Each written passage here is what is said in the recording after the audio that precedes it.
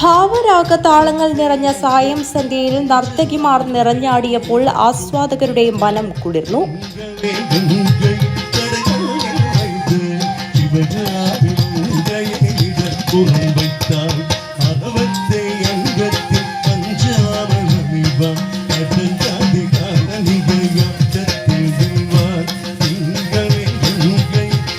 നൃത്തവും നാട്യവും നടനവും ഒരുമിച്ച് ചേർന്നപ്പോൾ കാണികൾക്കും അത് പുതുമയുള്ള അനുഭവമായി മാറി.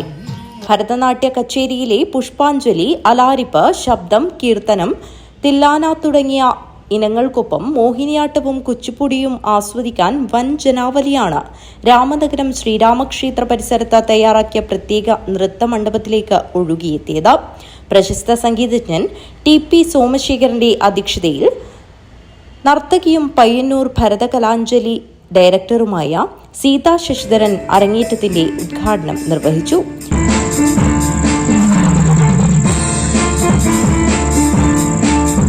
ബാലചന്ദ്രൻ പെരിയ, ബാലകൃഷ്ണൻ സേവാഭാരതി, ഗണപതി ഭട്ട്, ജയദേവൻ അണ്ടോൾ എന്നിവർ സംസാരിച്ചു. കുട്ടികളെ നൃത്തം അഭ്യസിപ്പിച്ച ഗുരുക്കന്മാരായ രഘു മാസ്റ്റർ, സന്തോഷ് നാട്യാഞ്ജലി എന്നിവരെയും യുവജനോത്സവ പ്രതിഭകളെയും ചടങ്ങിൽ വെച്ച് ആദരിച്ചു. M. ജയകുമാർ സ്വാഗതവും P. പവിത്രൻ നന്ദിയും പറഞ്ഞു. News bureau, Kanhangad.